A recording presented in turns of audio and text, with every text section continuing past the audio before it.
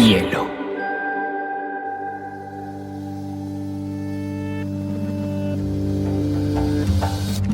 Coincide con la noción de estilo tal como se define en el diccionario. La lectura debe ser una de las formas de la felicidad y no se puede obligar a nadie a hacerlo.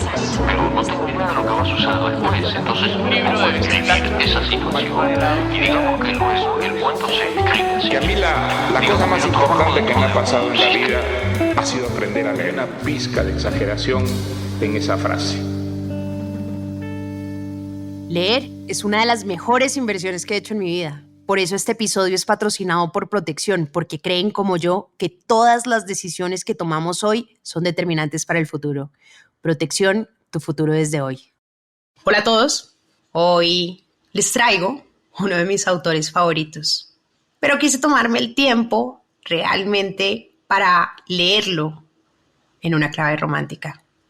Hoy vamos a hablar de Gabriel García Márquez, también conocido como Gabo. Pues Gabo fue el primer autor que me habló del amor antes de que yo lo viviera. Por eso para mí fue tan importante, porque leerlo fue como una iniciación. Él me enseñó sobre el amor, sobre el sexo, sobre el desamor, con una mezcla de ternura y crudeza que, sin saberlo, me preparó para la vida.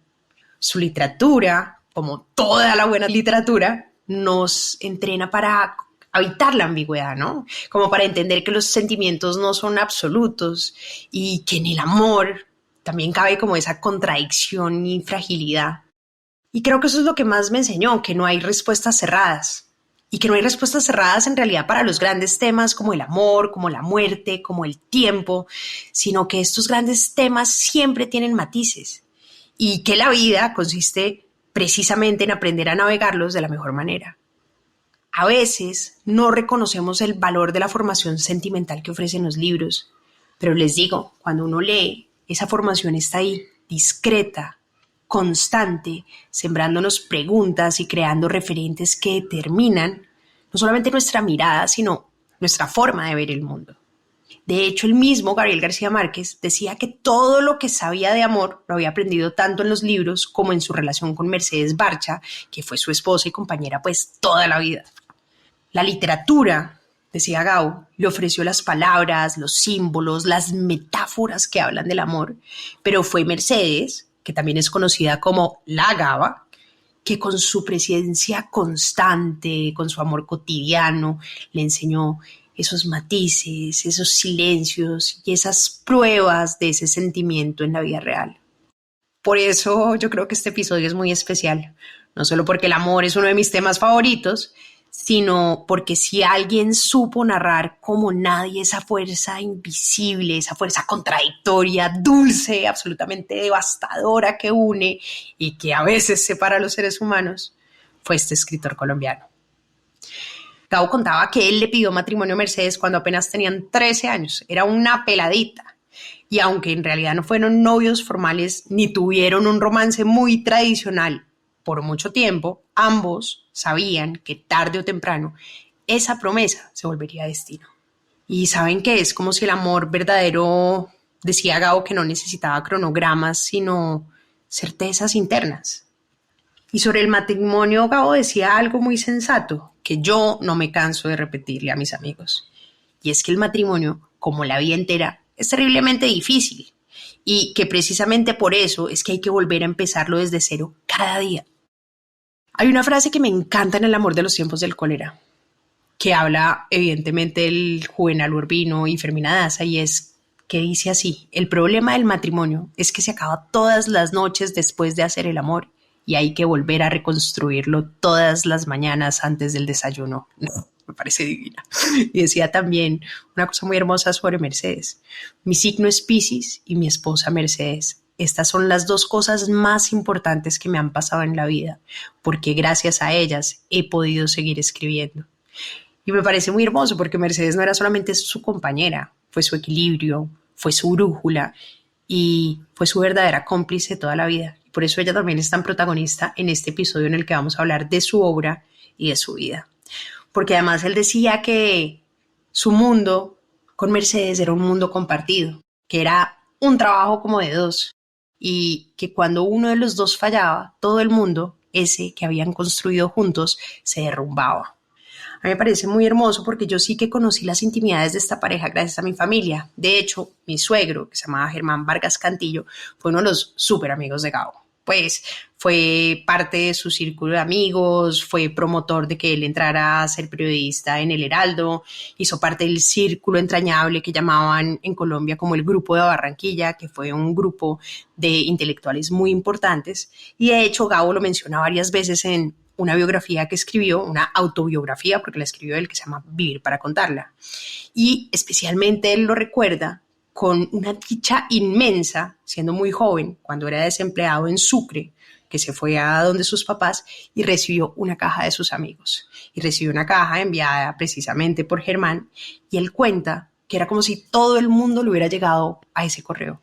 Ya que no saben qué había en esa caja. Pues imagínense uno en ese calor, en una hamaca, perdido en la mitad de la nada, sin internet en esas épocas, y le llega una caja llena de libros en la que estaba Orlando, de Virginia Woolf, en la que estaba Absalón de William Faulkner, en la que estaba Hemingway y un montón más de libros que no recuerdo cuáles eran. Y siempre que pienso en esa anécdota, que además la hemos comentado 1.000 millones de veces en las cenas familiares, siempre me pregunto, ¿qué más habría en esa caja mágica? ¿Y será que Gabo con esos libros, cómo empezó a formarse también en la lectura? Porque era la primera vez que leía Virginia Woolf, era la primera vez que leía Faulkner, y fue también para él un descubrimiento, pues porque este muchacho estaba peladito cuando recibió esos libros. Y sí, saben que yo con eso, siempre que pienso en esa anécdota familiar que ha pasado y que pues también está contada en Vivir para contarla, pienso mucho como en ese poder de regalar un libro. Es que uno además nunca sabe qué puede detonar, ¿no? Qué puerta puede abrir regalando ese libro, porque además es como si una vocación se enciende adentro. Y fue pucha, ¿qué tal además el privilegio de darle a Gabo algunas páginas que hayan implicado o que hayan persuadido, impactado su escritura? Pues yo creo, personalmente, y esto es una postura muy personal, que ahí formó parte de su estilo. Porque si algo hemos repetido de maneras sutiles, directas, repetitivas y de todo tipo de formas, es que la primera formación de un autor es la lectura. Y si uno mira como la obra de Gabo en general, pues él cuenta mucho cómo influyeron muchas de las obras, ¿no? De Hemingway, por ejemplo, aprendió y decía mucho que la prosa debe ser limpia, como una ventana sin manchas. Qué belleza, porque además Hemingway escribe así claro, concreto, sencillo. De Kafka, Franz Kafka, que acá hay un episodio también por si quieren conocerlo, el impacto fue inmediato. Porque cuando él leyó La Metamorfosis por primera vez, dijo que ahí él supo que quería ser escritor. Claro, como Kafka tenía esta capacidad de mover lo absurdo a una irrealidad y pasarlo a una realidad espectacular. Y de Faulkner sí que absorbió como esa estructura narrativa compleja, ¿no? Ese uso de fragmentos del tiempo, esa capacidad de inventar como un universo literario propio. Y él decía, Faulkner me mostró que se podía escribir desde un lugar remoto y marginal como el sur de Estados Unidos y que eso podía ser literatura universal. Y claro, fue lo mismo que él hizo con Macondo. En los últimos años como narrador, Gabriel García Márquez se dedicó a explorar a fondo un tema que lo obsesionó siempre, el amor. Pero no cualquier amor, sino el amor intenso, el amor contradictorio, el amor romántico, como el de las grandes novelas del siglo XIX. De hecho, hay muchos expertos que coinciden, pues, que de manera consciente lo que quería Gabo era escribir historias de amor al estilo antiguo, ¿no? Con todo el drama, con la pasión, con las emociones desbordadas de los clásicos de esa época. Él mismo lo dijo alguna vez. Él lo que quería era escribir una novela como se hacía en el siglo XIX. ¿Y saben qué? Lo logró. Por ejemplo, Amor en los tiempos del cólera, que es del 85, fue la primera de la serie. En ella se nota, saben que muchísimo las influencias de un libro de Gustave Flaubert, que es un francés, que se llama Educación sentimental. Pues es un hito específico que claramente lo influyó. Y María, que es un libro que en una época estuvo muy de moda y fue considerado la gran novela romántica colombiana por Jorge Isaacs, que también es bien interesante si le quieren echar ojo. Pero lo que es lindo es que, claro, Gabo como que mezcla lo mejor de las tradiciones con un universo narrativo propio y entrega una historia siempre como de amor imposible, de amor paciente, obsesivo y profundamente humano. Después él escribió El general en su laberinto, que usa más la figura histórica de Bolívar, que también se cuela el amor en la vejez, en la memoria, en la huella de lo vivido. Y cerró su carrera con 2 novelas que retoman ese espíritu romántico con mucha fuerza, que es Del amor y otros demonios, que vamos a hablar en detalle hoy, y Memoria de mis putas tristes, que es un viejo que se acerca a una mujer que se dedica al trabajo sexual y que simplemente la observa, la mira, la desea, pero como desde la vejez y no necesariamente desde el acto físico. Es bien interesante esa novela. Pero bueno, me encantan porque además como que todas las novelas asociadas al amor de Gabo están marcadas por pasiones intensas, por amores imposibles y ese tono casi que sentimental que es súper característico de lo que llaman la literatura decimonónica. Sigo cruzando ríos, andando selvas, amando el sol. Cada día sigo sacando espinas de lo profundo del corazón. Pero ¿saben qué me gusta mucho de las novelas de amor de Gabo? Es que, claro, no es un sentimiento, también es un destino, también es una fuerza, es enfermedad, es rebeldía, es condena. Porque, claro, el amor en Gabo no idealiza, lo que hace es que transforma, obsesiona, a veces arruina, pero siempre tiene un rol protagónico en la vida. Y García Márquez, a quien muchos, como decimos, llamamos Gabo por puro cariño, nació en 1927 en Aracataca, un pequeño pueblo por allá en el Caribe colombiano, en el departamento de Magdalena. Una tierra súper costeña, súper calurosa, con bananos, con leyenda, que además es un sitio hipermítico que inspiró Macondo de 100 años de soledad. Pero ese universo que él creó, en sus libros y en su obra en general, no solo lo creó a través de la literatura, también lo vivió. Estábamos hablando ahorita de Mercedes, que le pidió matrimonio cuando ella tenía apenas 13 años, pero ella en ese momento, pues obviamente no lo tomó en serio, porque como ya les había contado, pues estaban muy chiquitos cuando se conocieron.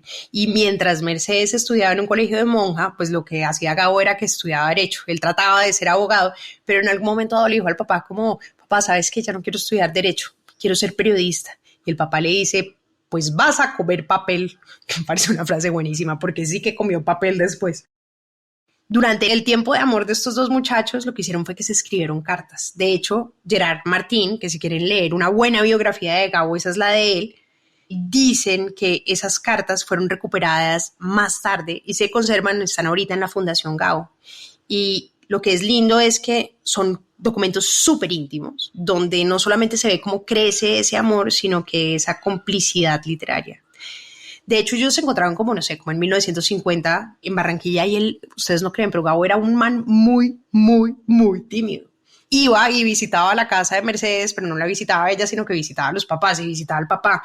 Y Mercedes se reía y decía, no, pues dicen que está muy enamorado de mí, pero desde que llega con quien conversa es con mi papá. A mí ni siquiera me dice buenas tardes, pero lo que es el amor, ¿no? Y yo creo que, pues finalmente lo que pasó es que siguieron con un amor muy platónico y en el 58 terminaron pues casados en Nuestra Señora del Perpetuo Socorro y desde entonces pues Mercedes fue muchísimo más que su esposa, fue el equilibrio, fue la editora, fue la cómplice. De hecho, hay una entrevista súper chévere que le hacen a Jaime Abello Banfi, que es el director de la Fundación Nuevo Periodismo, que es la fundación de Gabo, que él creó con Gabo, y él cuenta que Mercedes solía leer los borradores de Gabo sin hacer muchos comentarios, pero cuando no decía nada, Gabo sabía que estaban mal y tenía que volver a corregirlos todos. Eso es un buen editor, ¿no? Que uno les lee los silencios. Bueno, ustedes saben que 100 años de soledad se escribió en México, porque Gabo se fue de Colombia a México por muchísimos años. De hecho, pasó casi toda su vida en México y renunció a su trabajo como periodista para dedicarse a escribir.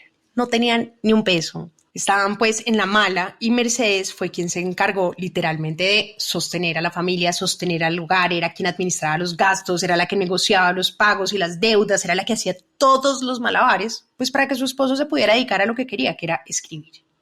Y él mismo cuenta, además con muchísimo humor, que en esos años se endeudaron pues con todos los tenderos de los barrios y que Mercedes siempre decía, si vamos a deber, que sea por algo grande. Y bueno, lo fue, por darle espacio a uno de los talentos y hombres más disciplinados de la historia de la literatura, porque Gabriel García Márquez lo que era un disciplinado que se levantaba todas las mañanas a escribir sin cansancio y repasaba una y otra vez y otra vez y otra vez uno y otro párrafo hasta que quedara perfectamente pulido para él.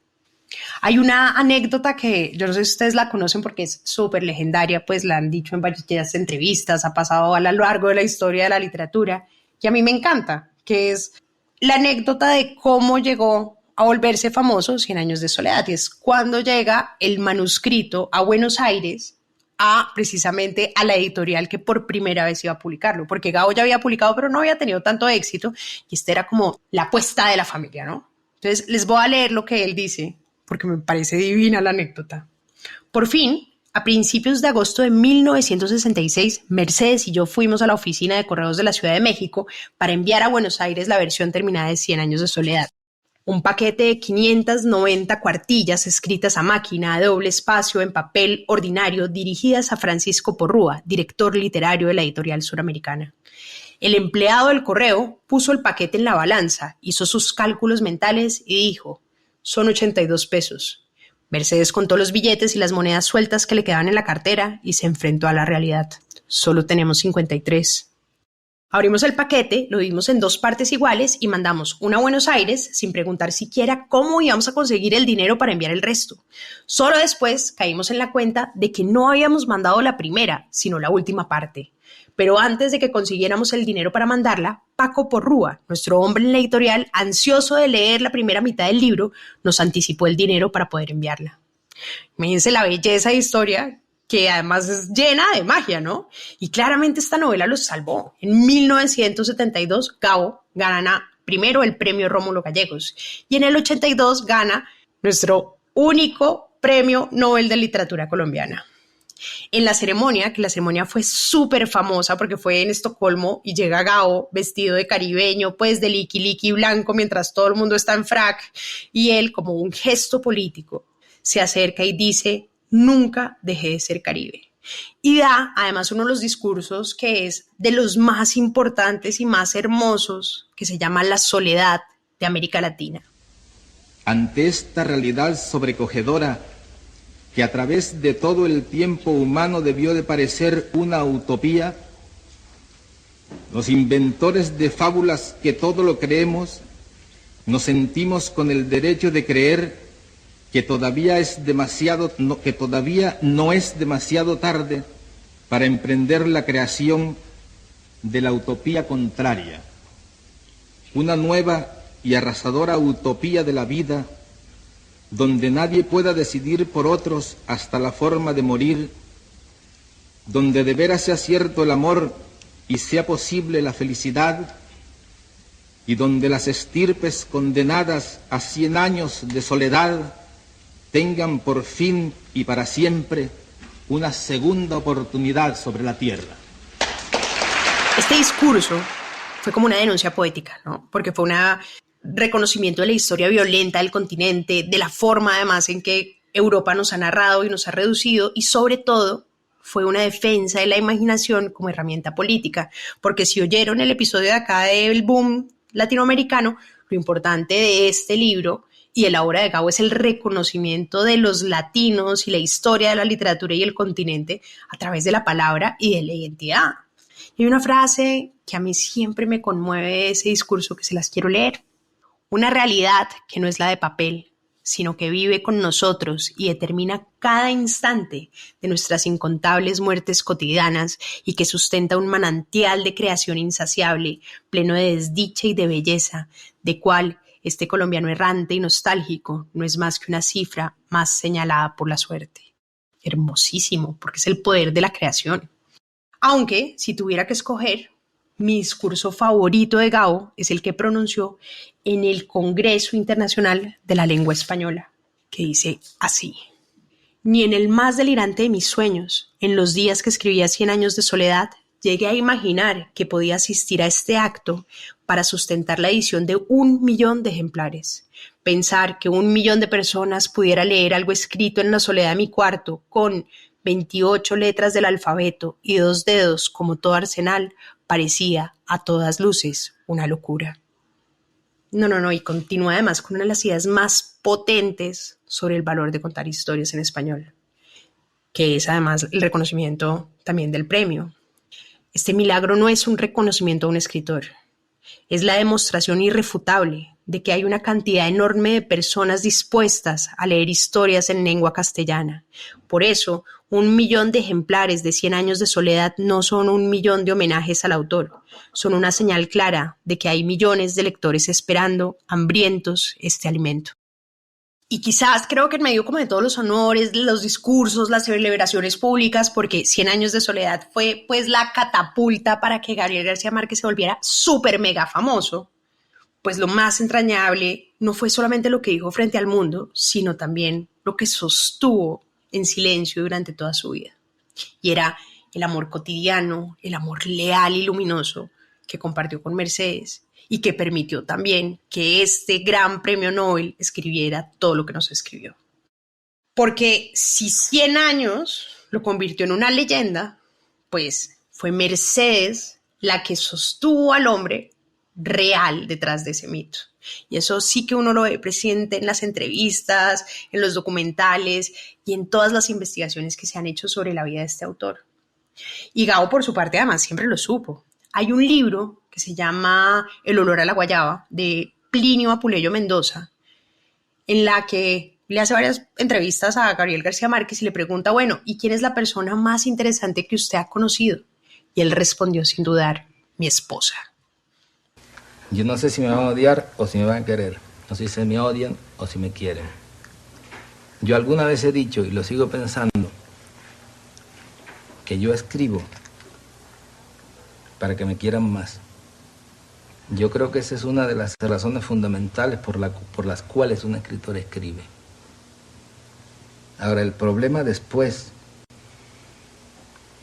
de 30 años de estar escribiendo es que uno no sabe, no tiene la menor idea de lo que la gente piensa realmente de uno.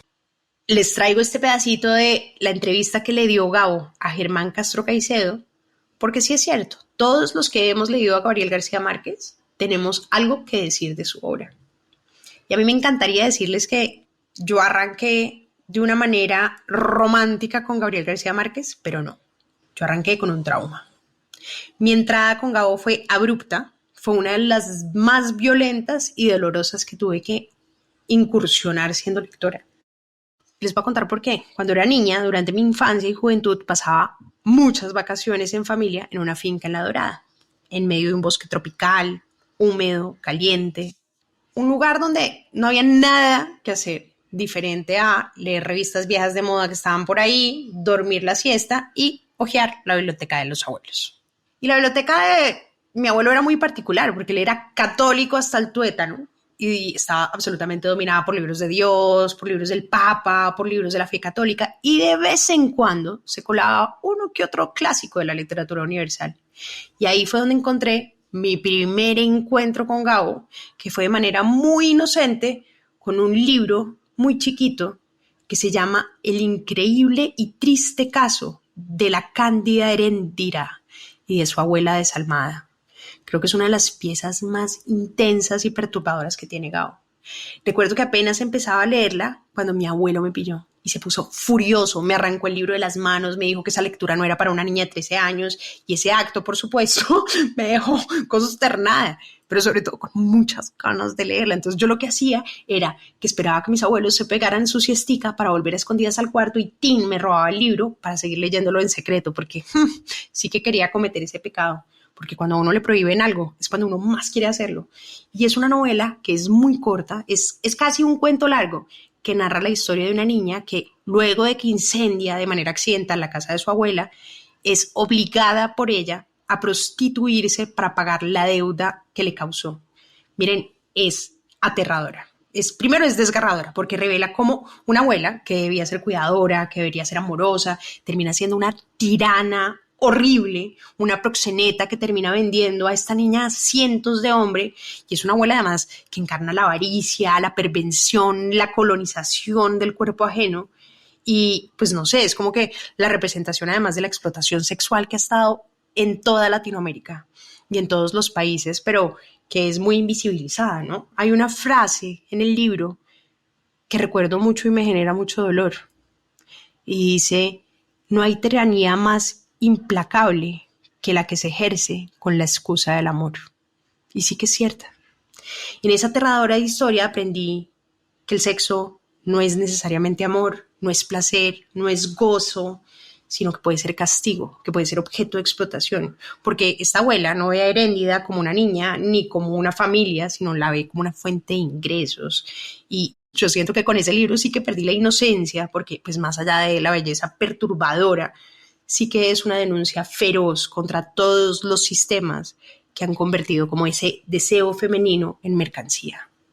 Y uno piensa que es ficción, pero uno va y ve las cifras, y uno ve, por ejemplo, el Observatorio de Trata de Personas de la OIM o el UNICEF, y casi, miren, el 60% de los casos de menores de trata sexual y explotación es un familiar cercano, como el caso de Gabo. Y claro, también aprendí a sentir culpa, la culpa de leer algo prohibido. Y saben que yo creo que también mi abuelo quería protegerme. Era un tema demasiado devastador para una niña de 13 años y muy inapropiado para mi edad. Pero bueno, hasta donde sé, no me hizo daño y aquí sigo no tan normal como quisiera, pero algo normal.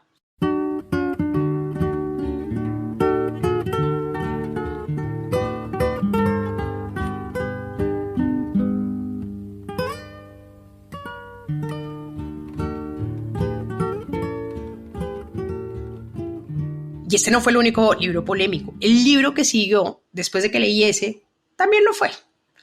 Pero ese sí me encantó. Se llama Del amor y otros demonios.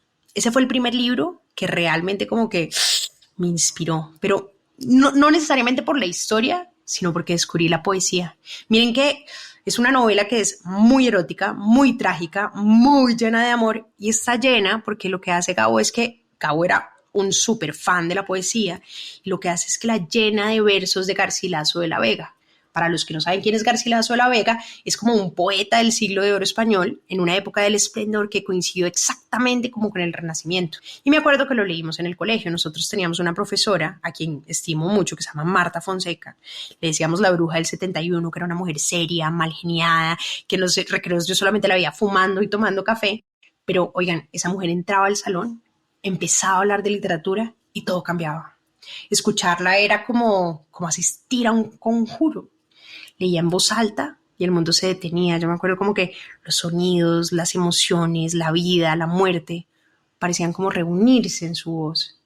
Porque, no sé, siento que ella con las palabras dejaba de ser texto y lo que hacía era que las convertía como en fuerza, en emoción pura, y era algo que a mí me estremecía mucho por dentro y que a mí me marcó muchísimo para ser lectora obsesionada como soy hoy en día. Y fue en su clase precisamente donde leímos Del amor y otros demonios. Y ahí entendí como que el amor en la literatura de García Márquez no es solo pasión, es herejía, es fuerza mística, es exorcismo.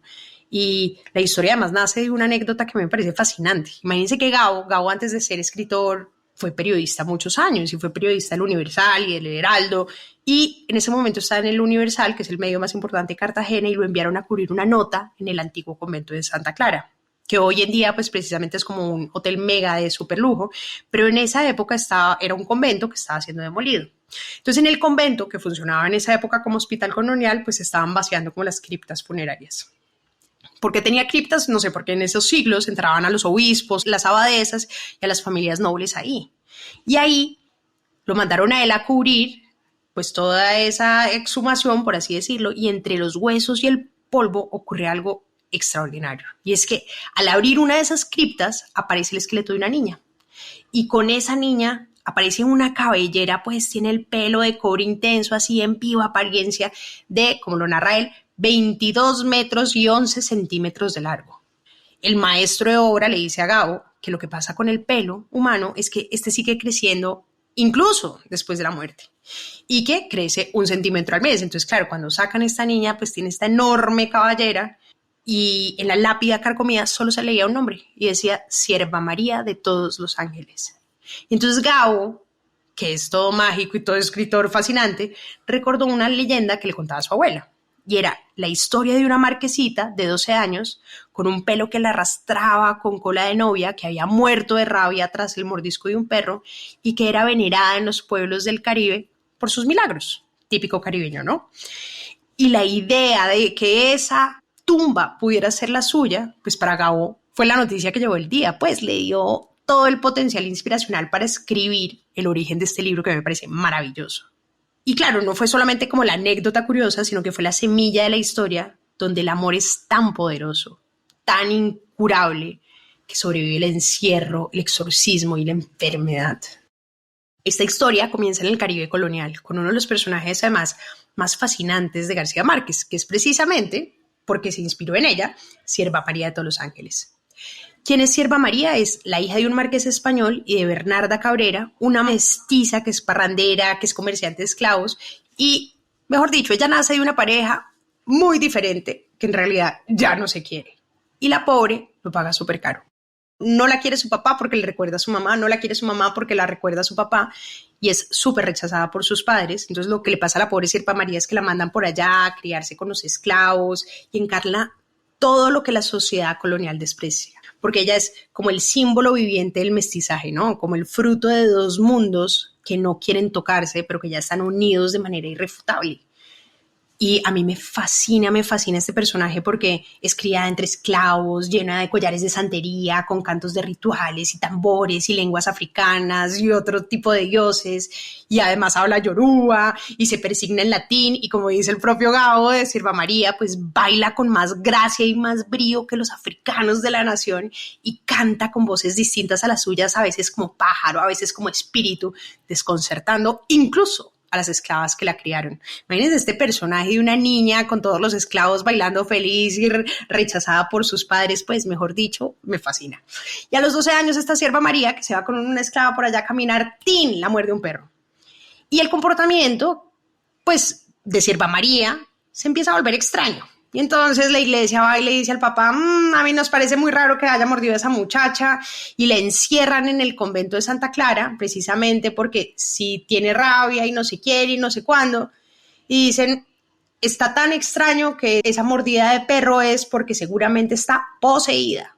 ¿Y saben qué pasa? A la pobre Sierva María le asignan un exorcista, y el exorcista no es nada más ni nada menos, sino que el padre Cayetano de Laura, que es un fraile que es oculto, que es ortodoxo, que representa como esa autoridad religiosa, pero lo que parece como un acto de fe, lo que termina siendo es como una trampa del destino, porque el padre se enamora de Sierva María, tiene 12 años, muchachos. El man se enamora perdidamente de ella y empieza a visitarla en secreto, pero además con una devoción, y lo que es muy raro, claro, tiene algo mucho de Lolita esta historia, pero se cruza un poquito con la polémica religiosa y colonial, ¿no? Que hace un padre ahí como enamorado de una menor de edad, como que... Y yo lo que más recuerdo de este libro era lo que les dije, que descubrí la poesía, porque además tiene como una parte de deseo, de imposibilidad y anhelo, porque lo que pasa en la novela es que no hay ninguna escena que sea como sexualmente explícita, sino que hay como una metáfora densa, como llena de deseo contenida entre los dos, porque los dos empiezan como a vincularse, hay una como represión emocional, pero lo más lindo es que Cayetano lo que hace es que canaliza su amor es a través de la poesía. O sea, más específicamente lo que hace es que a través de los versos de Garcilaso de la Vega, que es uno de los grandes poetas, empieza a transmitir ese amor. Entonces imagínense la escena, o sea, de Laura que se mete al convento para visitarla y estar con ella, le lleva libros, y en los libros que están bajo la sotana, entre sus páginas intercala papelitos, y los papelitos son versos, y son los versos más hermosos que yo les digo, 25 años después de haberlo leído todavía me acuerdo, versos hermosos que dicen, por ejemplo, por vos nací, por vos tengo la vida, por vos he de morir y por vos muero. No, o sea, es demasiado hermoso, es el soneto número 5. Y después dice, oh prendas por mí mal halladas, dichas por mí mal empleadas. Mejor dicho, con ese libro lo que conocí fue al poeta del amor imposible.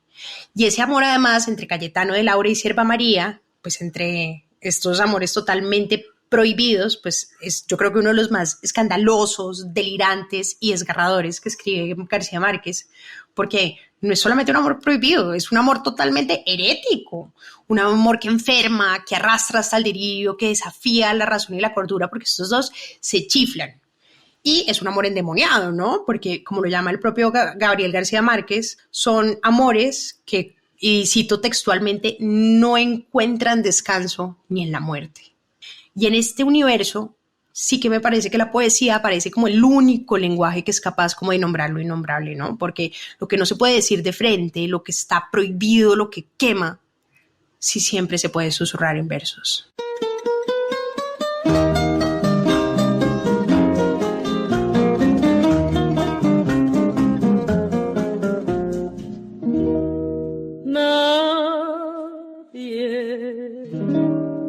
Comprende lo que sufro. Pero ahora vamos a hablar de mi libro favorito de Gabriel García Márquez, que es sin lugar a dudas El amor en los tiempos del cólera. Sí, me parece incluso mejor, les voy a decir, que 100 años de soledad, porque me parece además como la mejor iniciación que uno puede tener en educación sentimental, porque me parece que es una historia que es hermosa, que es terrible, que es poética, que es obsesiva, que además tiene como todas las ambigüedades y las tiranías de lo que siempre hemos llamado amor. Ese libro, con todo lo bueno y todo lo malo que eso implica, sí que siento que es el responsable de mi educación sentimental. Y es la historia, claramente, de un amor imposible. Están dos personajes, Florentino Ariza y Fermina Daza. Pero uno no se entera quién es este pobre diablo de Florentino Ariza, sino hasta que se muere el inminente esposo de Fermina, que es el doctor Urbino, con quien ella estuvo absolutamente dichosa, absolutamente casada, en el matrimonio perfecto de la sociedad, porque una cosa es leer sobre el amor en los libros y otra muy distinta es leerlos escritos en la pluma de Gabriel García Márquez, que mezcla como estos tiempos de manera específica. Y yo quiero aprovechar para contarles de mis 2 escenas favoritas de este libro, porque cómo no. La primera es que arranca, porque además el libro arranca con el matrimonio de Fermina y Juvenal, que es un doctor muy inminente, de lo que llama además Gabo como ese amor domesticado, ¿no? Porque además ellos están casados, ya llevan muchísimos años casados, nunca se han peleado, nunca han tenido una pelea demasiado complicada ni que pusiera en riesgo su amor, y tienen solamente una pelea. Y quiero que oigan la escena de esta pelea porque me parece espectacular. Escena, fragmento, como quieran decirle. Bueno, y es una madrugada en la que Juvenal Urbino murmura desde el baño y le dice a ella: hace como 2 semanas me estoy bañando sin jabón.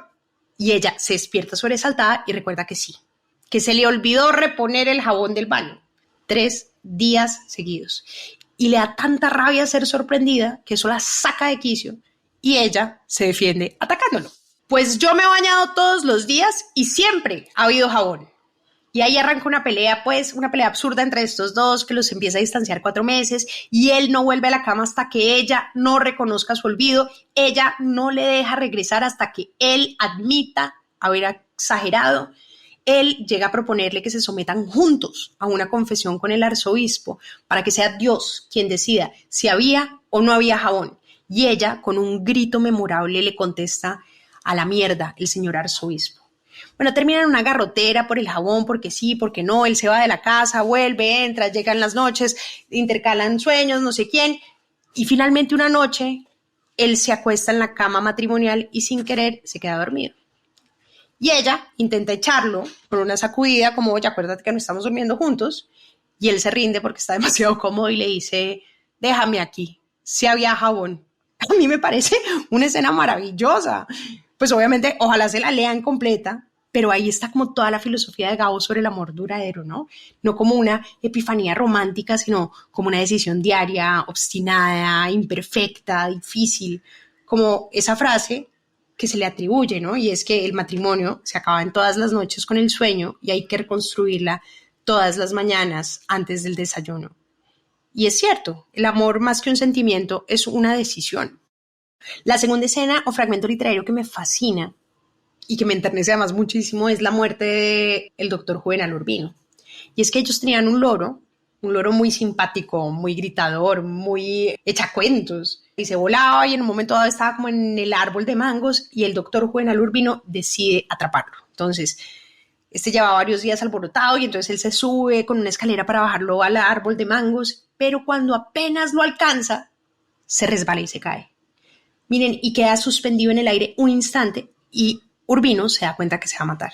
Sin confesión, sin arrepentirse, sin despedirse de nadie, a las 4:07 de la tarde, un domingo de Pentecostés. Y Fermina, que en ese momento está en la cocina probando la sopa para la cena, escucha el grito y corre como puede. Y cuando lo encuentra en el piso, el libro dice esta parte tan hermosa y dice: y el corazón le saltó en astillas cuando vio a su hombre tendido boca arriba en el lodo, ya muerto en vida, pero resistiéndose todavía el último minuto al coletazo final de la muerte para que ella tuviera tiempo de llegar. Alcanzó a reconocerla en el tumulto a través de las lágrimas del dolor irrepetible de morirse sin ella, y la miró por última vez para siempre, jamás con los ojos más luminosos, más tristes y agradecidos, que ella no lo vio nunca en medio siglo de vida en común, y alcanzó a decirle con el último aliento: solo Dios sabe cuánto te quise. No, es tan cursi esta declaración que a uno le da como hipoglicemia. Pero es demasiado hermoso porque, claro, el libro o la historia empieza con este matrimonio sólido, pero solamente en ese funeral, después de la escena del loro y de la muerte y de la frase hermosa, que aparece nuestro verdadero protagonista, Florentino Ariza, ya con 76 años, para reafirmarle a Fermina su promesa de amor eterno. En pleno funeral, aparece ahí en pleno funeral, y uno como lector dice: ¿quién es este huevón tan descarado que aparece ahí a recitarle el amor a la recién viuda? Y Florentino había esperado 51 años, 9 meses, 4 días, sin dejar de pensar ni un día en ella, desde que Fermina lo rechazó sin apelación. Y es que, claro, Florentino fue un enamorado de Fermina en su juventud. La cortejó desde un parquecito donde la miraba cuando ella pasaba con su tía en el recorrido al colegio, pero ella pues era una niña, ¿no? Y convenció a la tía que le recibiera una cartica. Y en esa cartica había una sustanciosa declaración del amor. Y ahí empieza una historia de obsesión y de amor entre los dos y las delicias de ese enamoramiento juvenil que es totalmente idealizado, ¿no? Y yo creo que lo que nos encanta a los lectores de ese tipo de amor es que, creo que muchos lo hemos sentido, ¿no? Es ese que vive del pensamiento, que se alimenta de la ilusión, que lo invade tanto que ese cuerpo de pensamiento se convierte en algo en la mente, que se piensa como si pensarlo fuera como inventarlo de nuevo, y como si pensarse fuera crear una imagen real interna. Y es que, claro, era un amor en el que sobre todo Florentino y Fermina no se hablaban en viva voz, sino que solo se carteaban. Y era una estrategia que, según explica Gabo en ese mismo libro, era una realidad, y en realidad eran cartas de distracción destinadas a mantener las brasas vivas, pero sin poner la mano en el fuego mientras se incineraban en cada línea. Y lo que es demasiado hermoso, como dice Gabo, es que es un amor totalmente encarnizado. Y nuestros personajes, en el que ninguno de los dos tenía vida para nada diferente, sino para pensarse, anhelarse, soñarse con el otro, esperaban sus cartas con tanta ansiedad como las contestaban. Y es vivir a través del sentimiento del otro, pero vivir a través del sentimiento propio, que genera una ilusión, ¿no? Pero nunca en ese tiempo del amor, ni Fermina ni nuestro querido Florentino se vieron, o sea, nunca tuvieron oportunidad para comunicarse en viva voz. Por eso era un amor como totalmente idílico. Y un rato después, como decía Amor Secreto, Florentino, totalmente enamorado, le piden una carta pues que se casen. Y Fermina, que le da pánico y que no le ha contado a nadie ese amor, diferente a su tía, que es su cómplice, va y le confiesa todo. Y miren, la tía le dice una de las frases más hermosas y yo creo que más emblemáticas que todos recordamos de este libro.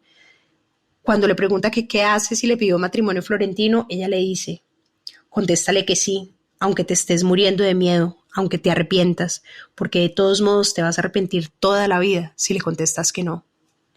No, me parece tan hermosa, pero claro, todo se pone más complejo, porque ahí Fermina, que estudia en un colegio, la presentación de monjas, no sé quién, de la Santísima Virgen, la pillan en clase, no estudiando ni tomando notas, sino escribiendo cartas de amor.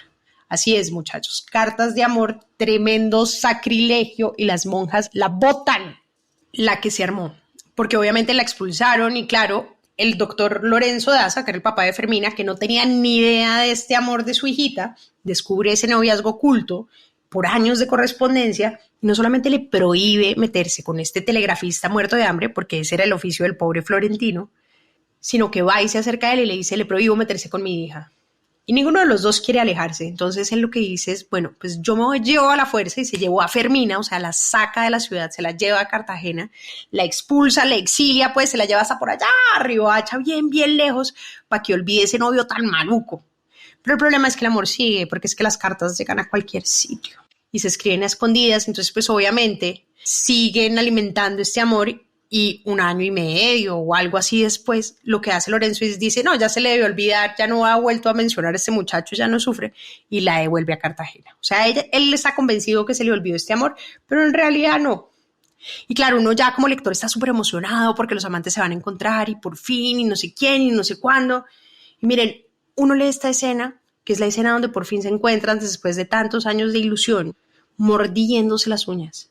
Claro, uno está totalmente desesperado porque Florentino se encuentre con ella, porque además él se entera que va a llegar por el telegrafista y ella ya se había embarcado a Cartagena y ella ya va a llegar y uno quiere verlos y todo ese amor y tales y tales.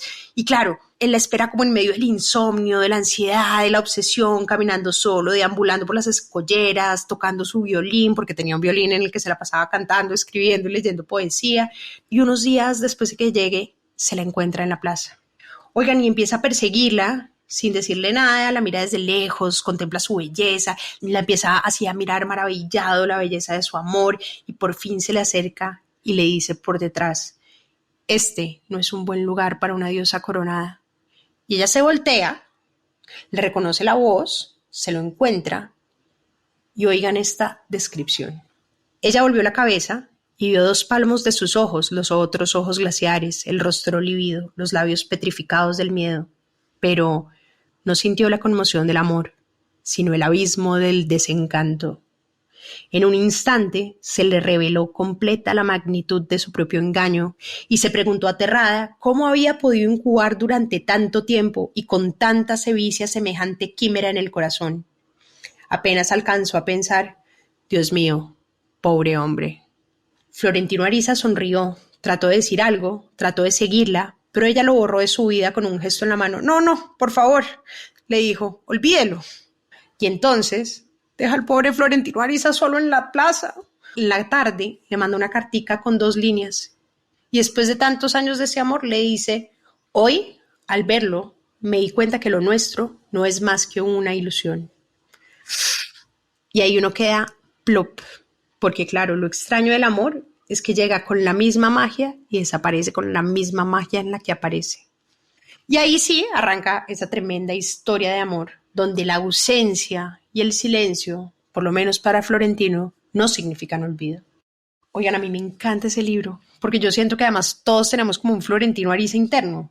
Somos igual de ilusos, de ilusionados, y de un momento a otro esa ilusión, ¡pum!, esa efímera, ¡tum!, lo derrumba a uno todo enterito, y a uno se le derrumba el mundo.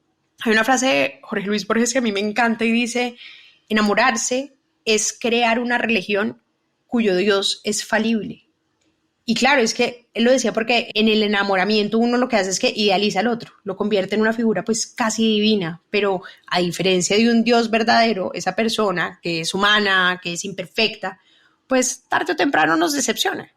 Una amiga mía que se llama Claudia Restrepo siempre me decía algo que ella no entendía, cómo El amor en los tiempos del cólera era considerada la mejor novela del amor, cómo era posible que hubiera sido canonizada, porque para ella era todo lo contrario, era la gran novela del desamor, porque claro, Florentino, antes de ser un héroe romántico, le parecía un personaje patético, un perdedor crónico, un stalker, un obsesivo sentimental que confunde completamente la fijación con el amor verdadero, porque lo que hace Florentino es que la persigue, la mira, la estudia, la analiza, está todo el tiempo pendiente, no se desampara, o sea, vive por ella a través de ella, porque es un hombre que es incapaz de aceptar el rechazo, que convierte además como que su derrota en una epopeya personal que en el fondo habla muchísimo más del ego que de su ternura.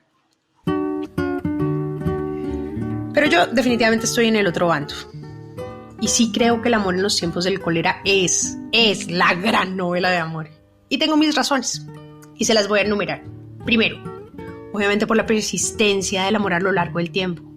O sea, ese amor que declara Florentino es una oda a la paciencia, una oda a la fidelidad. Porque ¿quién no ha soñado con un amor que resista el tiempo, que resista el silencio, que resista la ausencia y la adversidad? Si ustedes tienen un amor que todavía recuerdan y están siendo mencionados, es porque también tienen un Florentino Ariza adentro. También el amor como una enfermedad. Yo creo que muchos lectores han visto en Florentino esa obsesión enfermiza de la que muchos hemos sufrido. Porque quien ha vivido el enamoramiento real sabe que es lo más absorbente, que invade el cuerpo, la mente, el espíritu. Saben que es una fiebre, es una adicción, es un vértigo y que es una deliciosa y maldita y deliciosa droga. Que ese deseo de habitar el otro, de pensarlo todo el día, es una cosa que no se razona. En realidad se padece. Y también habla mucho como de esa diversidad del amor, ¿no? Es una novela que es realista porque muestra muchas formas de amar. Por un lado, el amor juvenil e idealizado de estos dos jóvenes, el amor conyugal entre Fermina y Juvenal, que viene como mucho más desde el respeto, desde la rutina, desde la convivencia, el amor maduro, ese que renace en la vejez. Y en esa diversidad me parece que nos permite reconocernos, porque todos en diferentes momentos de la vida tenemos todo tipo de amores. Y todos los amores no están prescriptos en una sola fórmula, sino que son diversos y vienen en muchas formas y con muchos fondos. Y por último, por el sexo.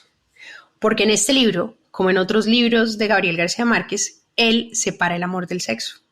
Como dos fuerzas que pueden coexistir, pero que no necesariamente están en una armonía. Así que eso me parece fascinante, porque miren, Florentino lo encarna a la perfección. Primero, se guarda virgen siempre para Fermina. Y después, cuando lo rechaza, él la sigue amando, o sea, es a la única mujer que ama con fidelidad obsesiva por esos 50 años, pero mientras tanto, tiene cientos de amantes.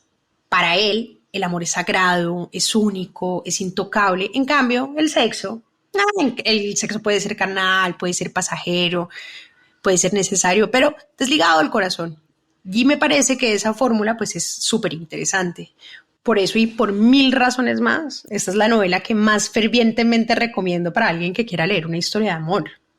Y es que, claro, les voy a decir, el amor en los tiempos del cólera en realidad es un mapa sentimental que se traza como a contracorriente del tiempo, porque nos habla de un amor que sobrevive por más de medio siglo y que los amantes solamente al cabo de la vejez, cuando se vuelven a encontrar, se reencuentran y se prometen amor eterno. Y eso es hermoso, porque solamente con la muerte del Juvenal Urbino, que deja viuda a Fermina Daza, pues abre la posibilidad de ese encuentro con su idilio de juventud. Que es lo que muchos anhelamos, ¿no? En el fondo, con uno que otro amor por ahí. Y ese reencuentro además nos lleva a vivir un viaje por el río Magdalena, que es uno de los viajes, digamos, más literarios y hermosos de la historia de la literatura latinoamericana, y es un viaje que no tiene un destino claro, sino que lo que pretende es durar toda la vida. Y ahí en ese barco, pues lejos del ruido, lejos del mundo, es que el reencuentro de Fermina y el doctor Florentino es que renace un amor que solo ocurre en la vejez.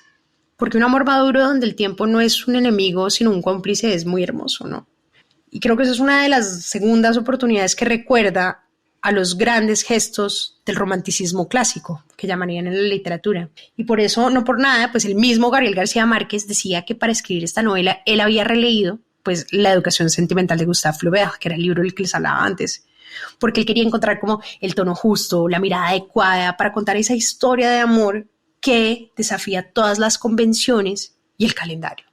Y bueno, luego conversamos, sin entrar en debates, si a ustedes les parece que ahí no está todo lo que hay que saber del amor y del desamor. Me pueden escribir acá en el episodio. Miren, esta es una novela que ha conmovido a grandes personajes en la historia, incluyendo a Toni Morrison, al presidente Barack Obama, a Oprah Winfrey y a nuestra amada cantante y maravillosa Shakira barranquillera, Shakira. Porque hay varias canciones que están basadas en la novela y les pido que las busquen en el soundtrack de Amor en los tiempos del cólera, como una canción que me fascina que se llama Hay amores o pienso en ti. Aunque la película es bien flojita, tiene pésima crítica, pues la verdad es que por lo menos nos quedó esa música de Shakira que a mí personalmente y a muchos oyentes les fascina. Y bueno, a modo de chisme, la novela está dedicada a Mercedes, a la Gaba, pero muchos biógrafos coinciden en que esta historia en realidad se inspiró fue en los padres de Gabriel García Márquez, especialmente en el papá, que era un joven telegrafista que también tuvo que luchar por el amor. Y bueno, a modo de chisme, aunque la novela sí está dedicada a Mercedes, muchos biógrafos coinciden en que se inspiró en la historia fue en sus padres, especialmente en la figura de su papá, un joven telegrafista que también tuvo que luchar por el amor. Pero bueno, en general el amor es muy protagónico en la obra de Gabo.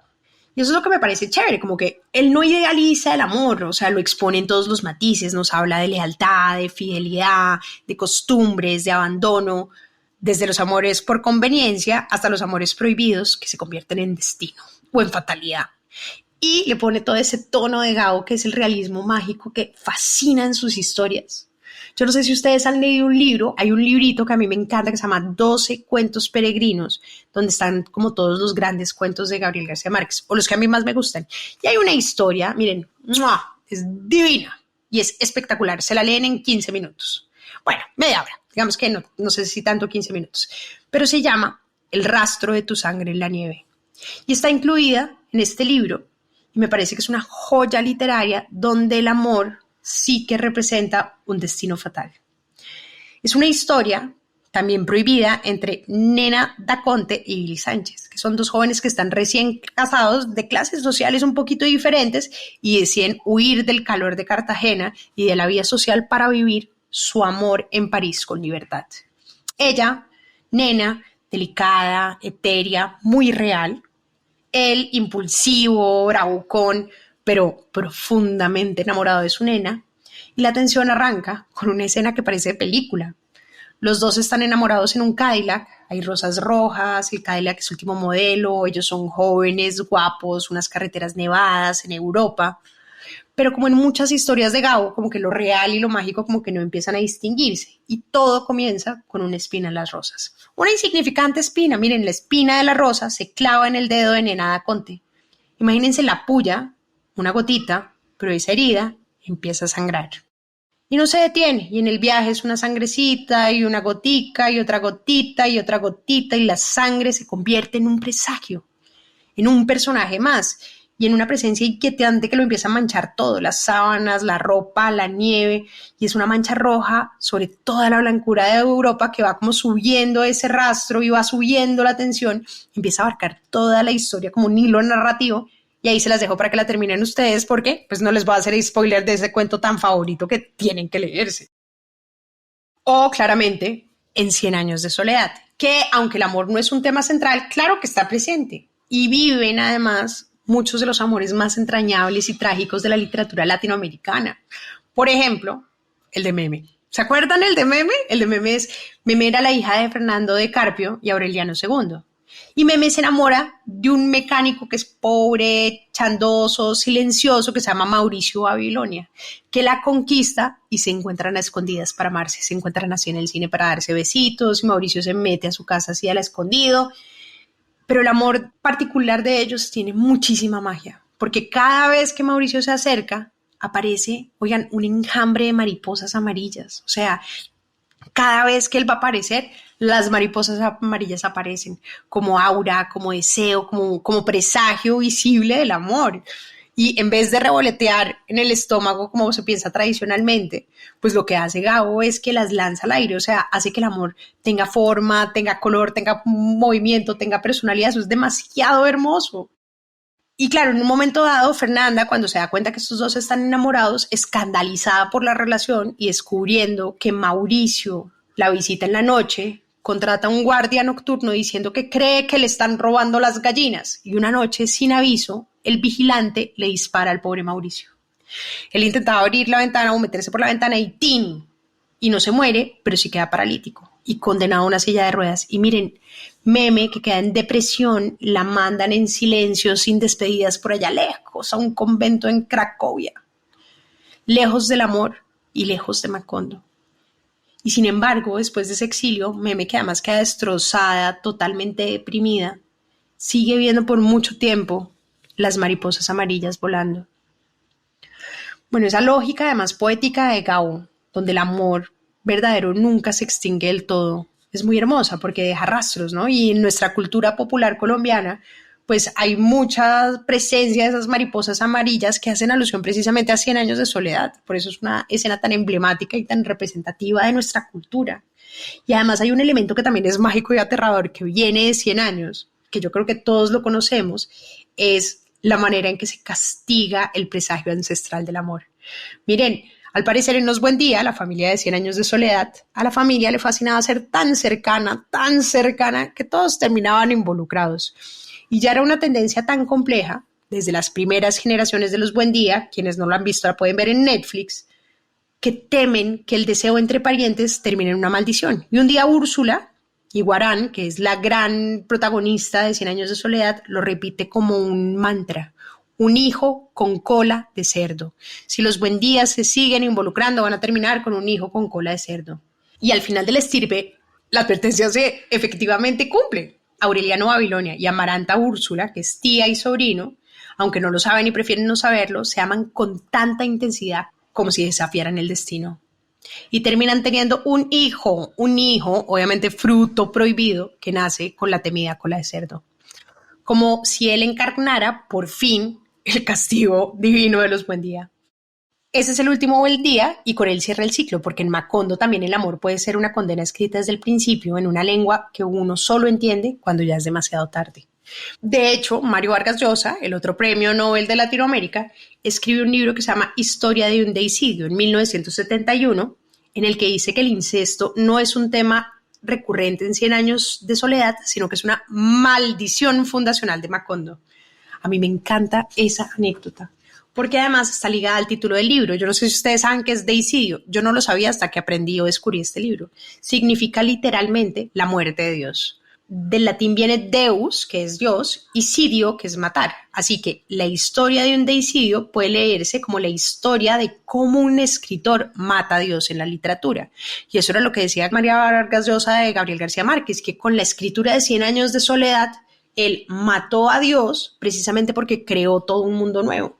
Vargas Llosa era un gran admirador de Gao y explica en este estudio literario, que se llama Historia de un deicidio, que al crear Macondo lo que hizo Gabo no solamente fue que inventó un universo ficticio, sino que asumió el papel de Dios, con un poder absoluto sobre el tiempo, sobre el espacio, sobre la historia, sobre los destinos humanos. Y en ese sentido, pues 100 años de soledad no responde a las reglas del mundo real, sino a las leyes internas del narrador, que es omnisciente, que es arbitrario, que es todopoderoso, un Dios literario que crea, que destruye, que maldice desde la primera hasta la última página, porque crea el mundo y lo destruye. Miren, el amor en la obra de García Márquez no es una promesa de felicidad, pero en su obra y en 100 años de soledad sí que se ve específicamente también toda la diversidad del mundo en el amor. Porque además del amor es una fuerza compleja que a veces nos une, pero también, como en muchas historias de Gabo, nos destruye. García Márquez, de hecho, aseguraba en una entrevista que dio en El Heraldo de Barranquilla el 24 de julio del 94 que el amor era lo más importante de la vida y que constituía su única ideología.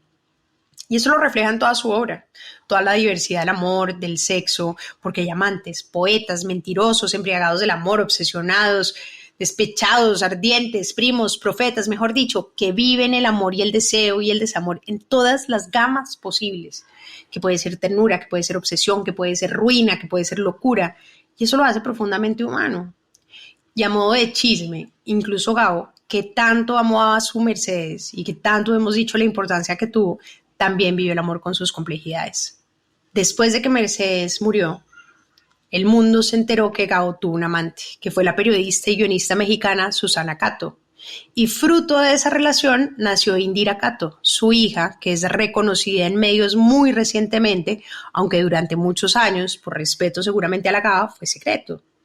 Indira no usa el apellido de Gabriel García Márquez, pero sí es parte de su historia, de su legado y de ese amor que mucho más allá de lo correcto, mucho más allá de los moldes, sí muestra, digamos, las complejidades y las contradicciones. Porque Gabo nunca idealizó el amor, lo narró con todas sus contradicciones. Nos mostró que se puede amar desde la distancia, se puede amar desde el error, se puede amar desde el miedo y también se puede amar mal. Pero incluso así, el amor siempre deja una marca, como una mancha de sangre en la nieve, o una cola de cerdo al final de una estirpe. Pero lo que más me gusta es que nos enseña que el amor no siempre salva, pero sí transforma. A veces tiene forma de destino o de castigo, o a veces de resistencia. Y que muchas veces no lo elegimos, simplemente ocurre. Por eso las historias de amor siempre son inolvidables.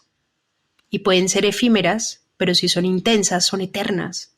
Porque sin duda, El motor más poderoso para vivir y para morir de amor, como ya sabemos, son los posibles y los imposibles. Oigan, yo solo conocí una vez a Gabo. Me acuerdo perfecto, fue hace muchos años. Fui a visitarlo en su casa Cartagena.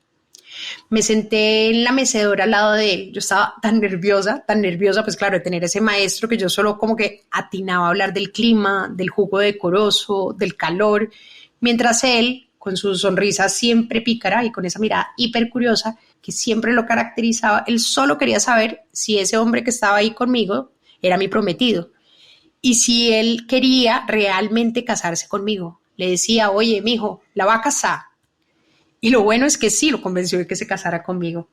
Mercedes, en cambio, que estaba al otro lado de la mesa, dirigía toda la casa con la autoridad serena de una mujer costeña que no necesita alzar la voz para que todo funcione. O sea, mandaba todo, organizaba todo con su voz ronca, con ese carácter firme, con esa presencia además que sostenía silenciosamente todos los mundos que Gabo imaginaba. Eran un equipo. A él no lo volví a ver, se murió. A ella sí, a Mercedes la volví a ver un año después de la muerte de Gabo, cuando fuimos a visitarla con mi familia. Me acuerdo perfecto que almorzamos en el Cardenal en México, así con champañas, con platos deliciosos, con risas. Y después terminamos en la casa de ellos dos, en la que vivieron en México, que era en la calle Fuego 144 en la Ciudad de México. Y aunque Gabo no estaba, su presencia se sentía perfecta en toda la casa, en cada rincón, porque imagínense una casa llena de obras de arte firmadas por amigos ilustres, donde todos los protagonistas eran él y ella. Una y otra vez aparecían Gabo y la Gaba en las pinturas, en las esculturas, en todas partes.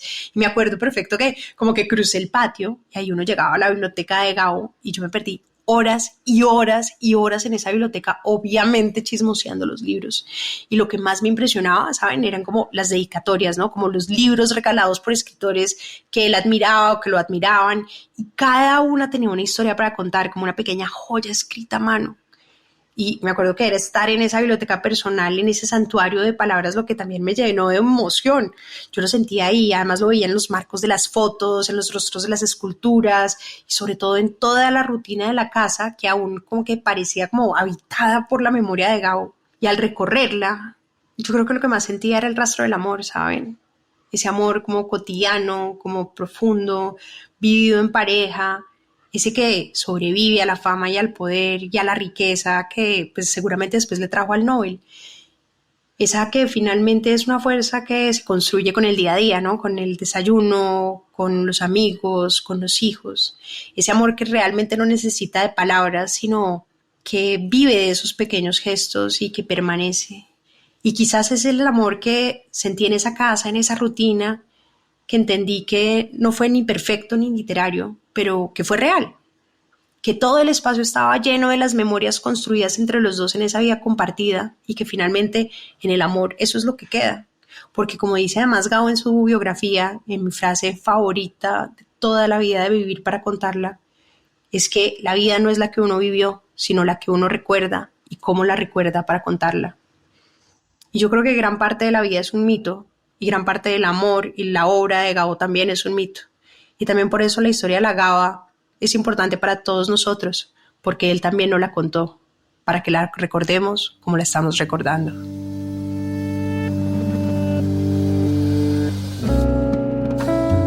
Este es un podcast para contagiar el amor por los libros, porque no hay mejor forma de incentivarlo que desde la divulgación. Ser promotor de lectura es un hobby, pero también un reconocimiento y un agradecimiento implícito a aquellas personas que en nuestra vida nos acercaron a los libros.